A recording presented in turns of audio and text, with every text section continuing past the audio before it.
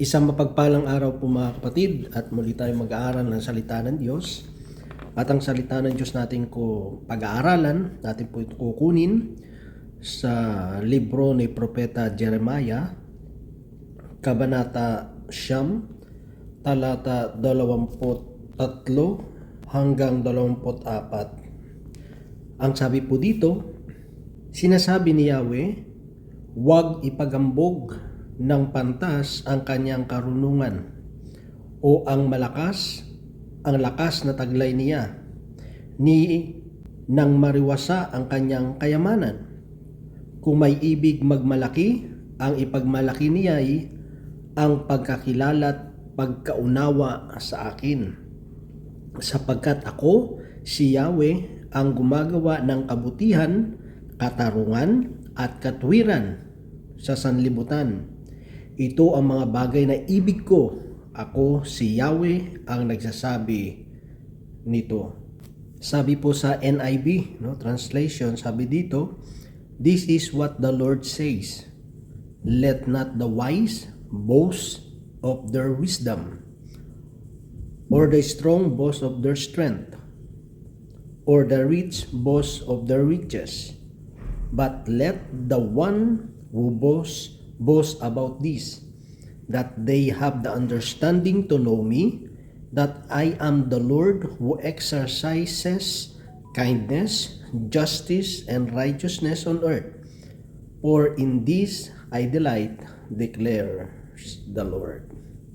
Mga kapatid, mga magulang, mga kaibigan, ito po ang salita ng Diyos. Ang papuri, ang pagsamba ay para lamang po sa Kanya.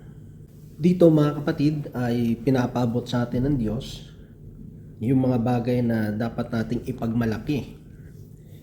Tayo kasi mga tao ay marami tayong pinagmamalaki sa buhay, di ba? Sabi dito, di ba, na kung ikaw ay may karunungan, kung matalino ka, wag mo yun ipagyabang, wag mo yung ipagmalaki. Kasi ang totoo lang, the more kasi na dumarami yung ating mga nalalaman, the more na marami tayong natututunan, yung talagang nagkakaroon ng karunungan o ng talino ay hindi siya nagmamalaki. Bagkos, the more ka dumarami yung knowledge mo, yung mga nalalaman mo, the more kang nagpapakumbaba, di ba? Kasi bakit? Kasi nalalaman mo na marami ka pang hindi alam at marami ka pang bagay na dapat matutunan. Kita mo yung mga totoong ganun din, sabi niya. Yung mga malalakas na taglay niya ay wag ipagyabang. Kasi bakit? Kasi alam niyo sa totoo lang, kunyari sa mga malalakas talaga ng mga tao, o masasabi nating mga mahuhusay, yung mga magagaling, no? Kasi yan yung malakasan yan, di ba? Ang totoo lang kapag yung mga talagang mga mahuhusay, mga gagaling, yung mga malalakas, humble lang din yan di ba? Kata mo yung mga kung sa sports, di ba? Yung mga talagang mahuhusay, yung mga magagaling, mga black belter, no? Yung marami ng napagdaanan ng mga championship, may kita mo mas humble sila no? Kung titignan mo nga minsan parang walang alam di ba? Pero magugulat ka na lang. Meron nga iba, parang pinabili lang ng suka, no? Pero pag nasa loob na ng ring, di ba? Talaga namang goat Talagang mahusay, magaling di ba? May mga tao talagang yung mga professional, di ba? Yung mga talagang magagaling, lang minsan yan ayaw nilang masyadong nasa spotlight, di ba? Kaya minsan nga napagkakamalan silang walang alam di ba? Pero sino yung mga maingay, sino yung mga palaking nagpapakitang gilas, ito yung talagang mga walang alam di ba? Yung mga baguhan, di ba? Naalala ko pa may mga yung sa high school kami, may mga sumali sa boxing, no? Talaga namang kahit saan na lang, boxing yan, no? Papakitang gilas. Kahit sa labas na ng eskwelahan, talagang papakitang gilas, no? Tapos yung mga nagsali sa mga taekwondo, Talaga naman kahit sana lang pasipa-sipa, no? Parang gusto niya ipakita sa mga estudyante o sa mga tao na meron siyang alam. Pero yung mga ilang beses nang nanalo, simple lang nga di ba? Yung ano nila, yung experte nila, yung galing nila, yung husay nila, tinatago nila. Kasi alam nila kung kailan at tamang oras at tamang lugar na dapat nilang ilabas yung kanilang husay, yung kanilang galing, di ba? Ganun talaga yun Sabi ko nga, di ba, may mga tao na kala mo pinabili lang ng supa, pero pag nasa ring na. O kaya yung mga kumakanta, di ba? Pag pinahawak mo na ng microphone, makikita mo, mahusay mahusay pala, no? Talagang kumanta. Iba naman, akala mo walang alam sa pagluluto. Pero nang pinahawakan ng sandok, di ba? Masabi mo ba, ang husay mo palang magluto. Yung mga tao kasi na mga ganun, na talagang may abilidad, may skill, may kakayanan, hindi talaga nagpapakitang gilas yan. Simple lang yan di ba? Malalaman mo agad pag isang tao baguhan, walang alam, sila yung dakdak ng dakdak, di ba? Sila yung masyadong nagpapakitang gilas, di ba? Pero yung mga talagang malalakas, tahimik lang yan, di ba? At syempre, yung pagiging malakas, hindi naman yan sa laki ng katawan, di ba? Hindi yan sa build up ng katawan. Uy, ano yan? Malakas yan. Kasi maraming mga tao, malaki ang katawan, pero pagdating ng mga problema, lupay-pay naman, di ba? May mga tao na payatin, no? Kala mo nga pag hinihipa ng hangin, tutumba na, no? Pero pagdating ng mga pagsubok, problema sa buhay, hindi sila natutumba. Diba? So hindi kasi yun Hindi yun sa lakas, hindi yun sa build up ng katawan. Kasi sa experience nila yung mga marami na silang pinagdaanan sa buhay, di ba? Ganun yun Yung totoong mga malakas, yung talagang mga mahuhusay, marami nang pinagdaanan yan sa buhay at alam nila wala ring kahantungang mabuti kung magmayabang ka. Di ba? Alam na nila na kapag nagmayabang sila, walang magandang patutungan at walang mabuting idudulot sa kanila. Di ba? Kita mo yung mga taong nagkaroon ng fame, biglang yumabang, di ba? Lumaki yung ulo. Yung kasikatan nila, wala, panandalian lang. Kasi bakit? Kasi yumabang di ba? Minsan ina-underestimate na yung kalaban niya, hindi na nag-iensayo talaga. Yung husay niya, yung galing niya, nilagay niya sa ulo niya. So, ano nangyari? So, wala. Diba? Sabi niya, yung kayamanan. Sa totoo lang, yung mga mayayaman, yung talagang mga milyonaryo, trilyonaryo, mostly, simple lang naman sila Diba? Simple lang yung pamumuhay nila Minsan, kung sino pa yung walang pera, yung pa yung maporma Diba? Yung minsan yung mga kala mo may-ari ng mall no? Yung kala mo sila yung may-ari ng parang may-ari ng kumpanya di ba? Pero yung mga totoong mayaman, ano lang tahimik lang simple lang yung buhay nila Yung iba nga naka-short lang di ba? Pag namamasya naka-short lang, nakasando lang, di ba? Di mo akalaing milyonaryo, di mo akalaing mayaman di ba? Kasi yun talaga yung itinuturo ng Diyos Ano man yung mga narating natin, ano man yung mga bagay na nasa atin, dapat marunong tayong magpakumbaba. Kaya nga sabi doon, kung may ibig magmalaki, ang ipagmalaki niya'y ang pagkakilala at pagkaunawa sa akin. Yung makilala mo ang Diyos at magkaroon ka ng pagkaunawa. Kasi sa totoo lang, pag nakilala natin ang Diyos at naunawaan natin, nagkaroon tayo ng pangunawa na galing sa Panginoon, yung understanding na galing sa Diyos, wala ka talaga yung pagmamalaki Bakit? Kasi yung karunungan mo, yung lakas mo, yung kayamanan mo, nauunawaan natin na kung hindi ito ipinahintulot ng Diyos, hindi naman natin to hindi naman natin to mararanasan, hindi naman natin to matatanggap Ina-acknowledge kasi natin na ang lahat ng bagay na nasa atin ay biyayang galing sa Diyos. Kaya nga sabi niya doon, sa mga gustong magmalaki, ang ipagmalaki niya ay ang pagkakilala at pagkaunawa sa akin. Sinasabi niya ito doon sa mga taong nakakilala na sa Kanya at meron ng pag-unawa mula sa Diyos. Ito yung sinasabihan niya, hindi yung mga taong hindi pa nakakilala sa Diyos. Kasi ang taong wala pa sa Panginoon, ang pinagmamalaki nila yung sarili nila, yung mga nagawa nila, yung mga achievement nila. Pero kapag nakakay Lord ka, may achievement man tayo na nagawa, naging tanyag man tayo, o umunlad man yung buhay natin, we always acknowledge na ito ay biyayang galing sa Diyos. Yun ang pagkakaiba kasi. 'Di ba? Sabi niya yun ang ipagmalaki natin. Nakilala natin ang Diyos at nagkaroon tayo ng pang-unawa. Kaya nga nagbago buhay natin kasi naunawaan natin hindi maganda na magpatuloy tayo sa pagkakasala. 'Di ba?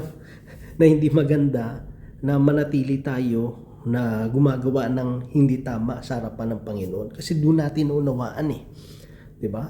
Na dati alam naman natin na mali yung ginagawa natin, bakit tayo nagpapatuloy? 'Di ba? Parang wala tayong lakas na panghindian, ayawan, i-reject yung mga masasamang gawain na yun. Pero nung nakilala natin ang Diyos, nagkaroon tayo ng pangunawa, yung pangunawa na galing sa Diyos na yun ay nagbibigay sa atin ng ng kakayanan, ng lakas na ating nalayuan, tigilan yung mga bagay na mga masasamang gawaing hindi kinalulugdan ng Diyos, di ba? Yung dapat yung pagmalaki natin na nakilala natin ang Diyos. Sapagkat ako, si Yahweh, ang gumagawa ng kabutihan. Yung pagmalaki natin, yung kabutihan ng Diyos.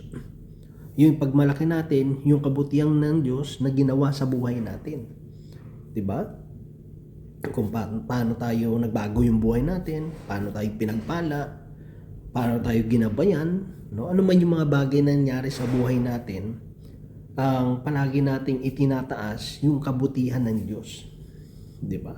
Kahit pa yung mga problema, no? Kahit pa yung mga challenges, kahit pa yung mga kahirapan sa buhay, patuloy nating ipinagmamalaki yung kabutihan ng Diyos. Kasi bakit? Sa kabila ng mga kahirapan, nakasurvive tayo.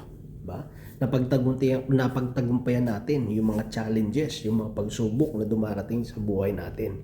Kaya yung ipagmamalaki natin, yung kabutihan ng Diyos. At hindi lang yung kanyang kabutihan, kundi yung kanyang katarungan, yung justice. Hindi man natin ma-claim, hindi man natin matanggap ngayon yung justice ng mundong ito, pero naniniwala tayo makatarungan ang Diyos di ba?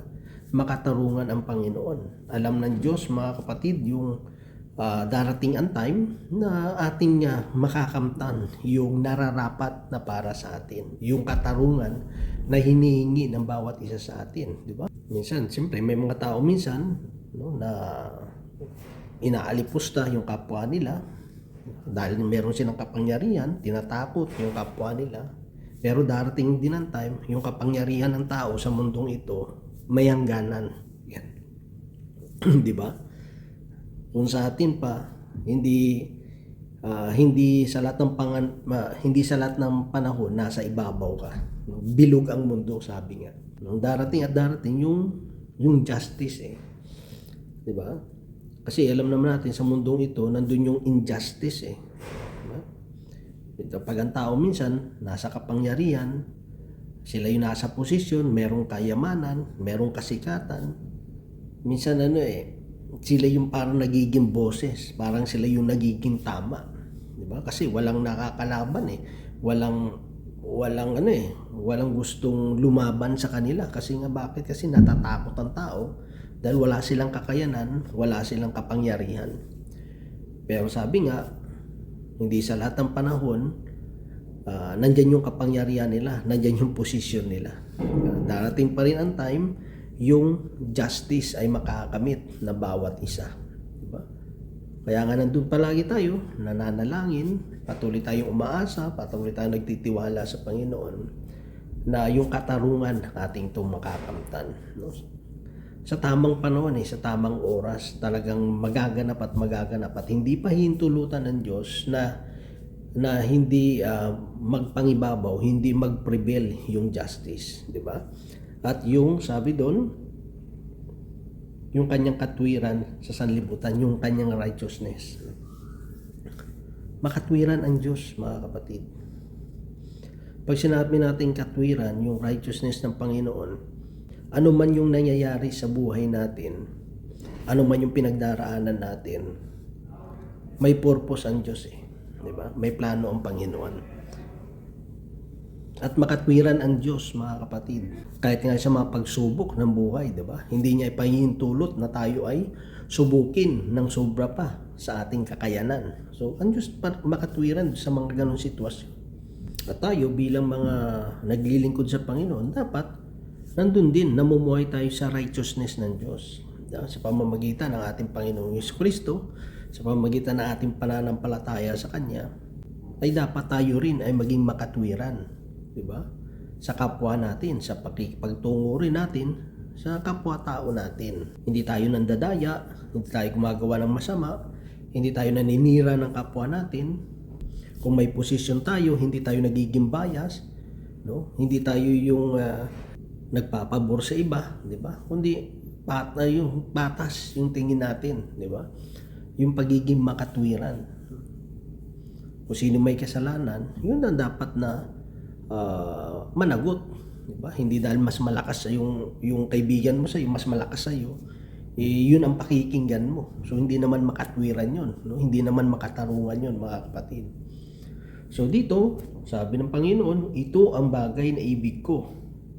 Akong si Yahweh ang nagsasabi nito. So yun ang gusto ng Diyos na mangyari. Na kung meron man tayong dapat ipagmalaki, hindi yung kakayanan natin, hindi yung lakas natin, hindi yung karunungan natin, hindi yung kayamanan natin, hindi yung kapangyarihan o posisyon na meron tayo, kundi ang pagmalaki natin ang Diyos. Kaso nga lang, siyempre, yung mga tao minsan, dahil lang sa natuto ng konti, yan nga yung problema minsan, di ba? Ang tao talaga, kaya nga isa yan sa sa pinaka-hate, no, mortal na kasalanan sa paningin ng Diyos, yung pride, yung kayabangan. Ang kalaban ng pride is yung humility. Kasi kapag nandun na yung yabang sa atin, hindi na natin na-acknowledge yung kabutihan ng Diyos Nakasentro na lang tayo sa sarili natin. Tayo na lang yung mabuti, tayo na lang yung magaling, tayo yung mahusay. Hindi na tayo marunong makinig sa iba, no? Kasi nandun yung yabang sa atin Kaya dito, simple lang naman yung gusto ipabot ng Diyos Alam naman natin na ang nagpapakababa, itinataas ng Diyos. Hindi mahalaga kung ano yung sasabihin ng tao. Sabi nga, kapag ang naging motibo mo is to please everyone, you will end up pleasing no one. Ang dapat, ang desire palagi ng puso natin is malugod ang Diyos. Kasi kahit matuwa yung tao sa paligid natin, kung hindi naman matutuwa ang Diyos, wala rin saysay. Diba? So sa atin, na nakakilala na sa Panginoon, at binigyan ng pangunawa, biyaya ng pagkaunawa, alam natin na walang magandang patutunguhan ang lahat ng ating ginagawa kung puro lang sayabang. Diba? Pero alam natin na kapag ang lahat ng ginagawa natin, kaya nga sabi, whatever you do, do it for the glory of God. Diba? Ano man yung ginagawa natin, pag ginagawa natin ito sa kapurihan at kaluguran ng Diyos, alam natin na may magandang naghihintay sa bawat isa sa atin. Di ba? So yun lang mga kapatid, ang dawa ang Diyos patuloy magpala sa bawat isa sa atin. God bless po sa ating lahat.